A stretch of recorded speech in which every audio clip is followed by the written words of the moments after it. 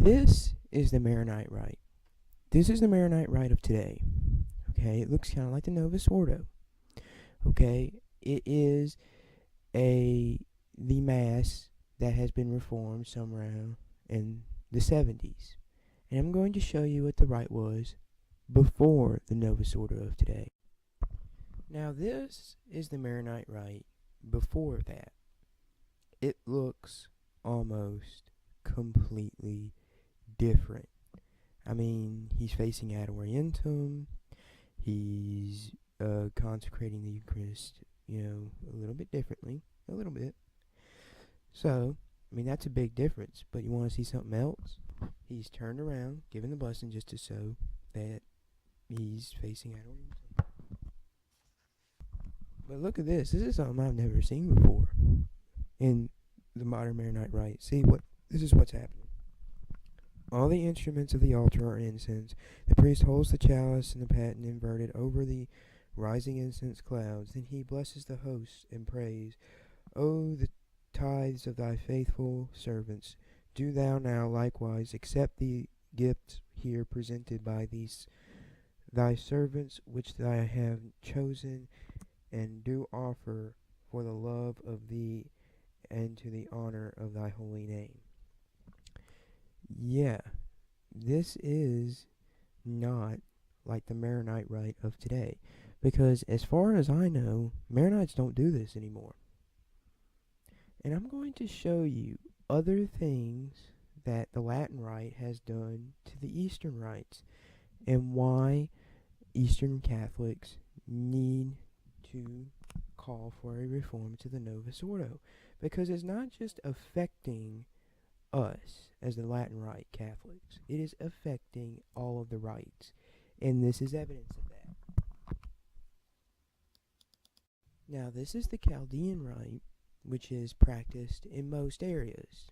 This is the norm in the Chaldean Catholic Church. Looks kind of like the Maronite Rite. Okay. Now I'm going to show you what the Chaldean Rite looked before this. And this is the Chaldean Rite. There's a big difference, isn't it?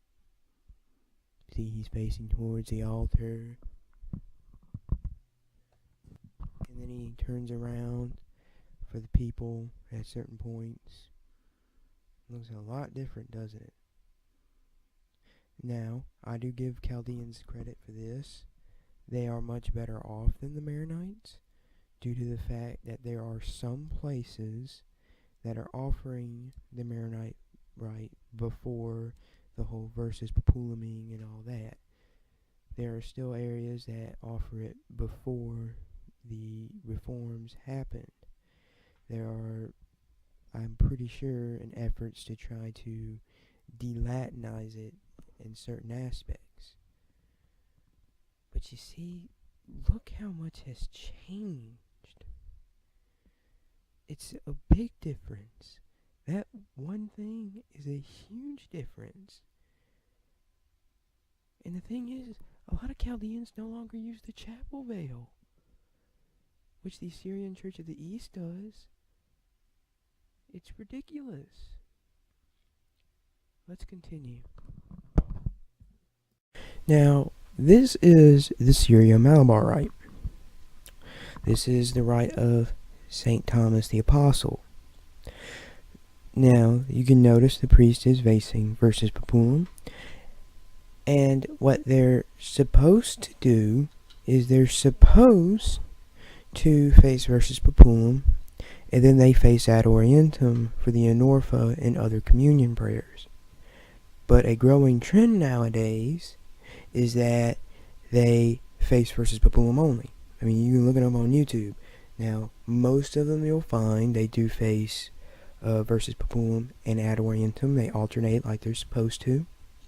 They're supposed to in modern times. But now, a lot of them face versus populum only.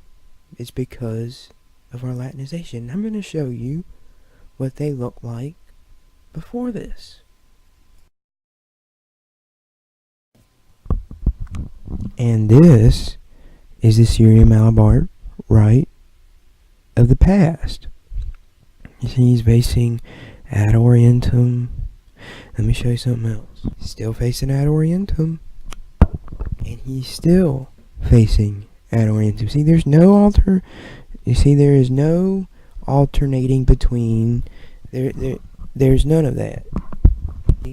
They are facing towards the altar. That is what they are doing. See?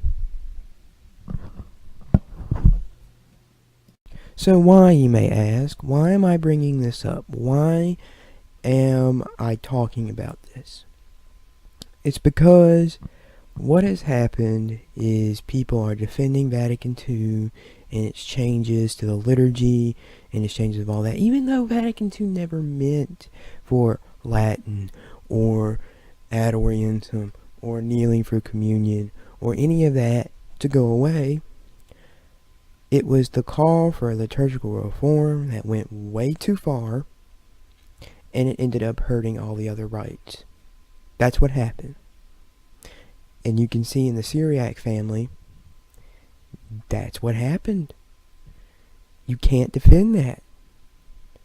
There are even some people who claim that the way the Eastern rites are now practiced, like the Maronite rite, that they always practice versus Pugum. No, they didn't. This is proof of that. And no one else has shown any real images on the internet, as far as I know, of what the Maronite rite looked before. I mean, I've looked. If you have any, that's great. But I've looked. And I bought this book. It's called Eastern Catholic Liturgies, a study with words and pictures. And it's an interesting book. I just got it. And I'm looking through it. It has all, if not most, of the rites in here. And it shows them what they were before the Second Vatican Council, because it was written before the Second Vatican Council. Now, they are limited. I found this one for around $8 on Amazon. And it's an interesting book.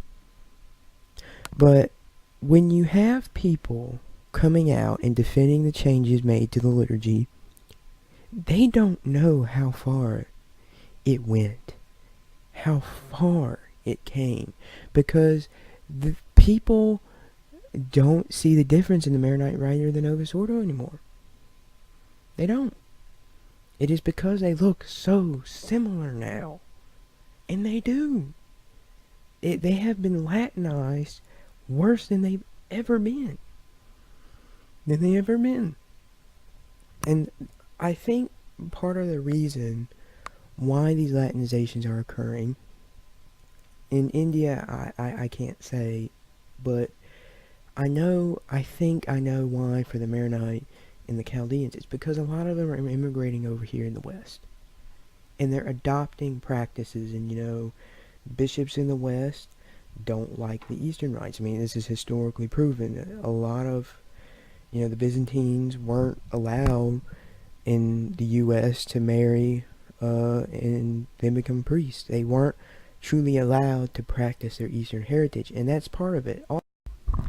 Even the patriarch ordered the priests of the Maronite Church to amend the Mass to use the Novus Ordo Missae as a new form of prayer and devotion for a trial of 1 year from the date of the decree.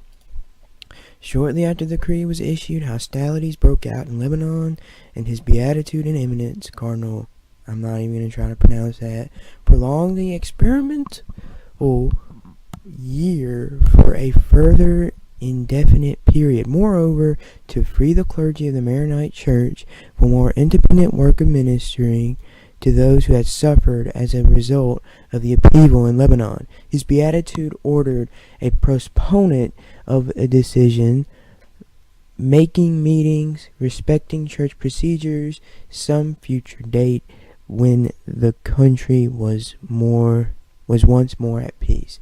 Keep in mind, this is a Maronite church saying this.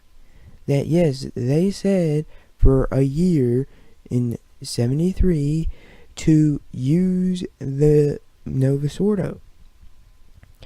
And this is part of the problem.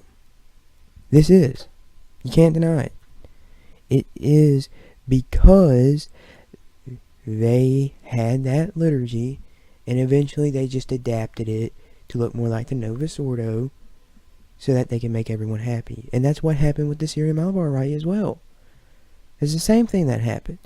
What happened was they couldn't decide on Versus Populum or Ad Orientem, so they said, you know what, we'll just alternate. That's what happened. This has been happening for decades, and no one's talking about it. It's crazy, really. It is, and I'm hoping that when we reform the Novus Ordo, will then reform the Eastern rites that have lost some of its traditions in the chaos of the church is right now. Please like, comment, and subscribe. I am also on BitChute. Check all the links in the description down below. Thank you.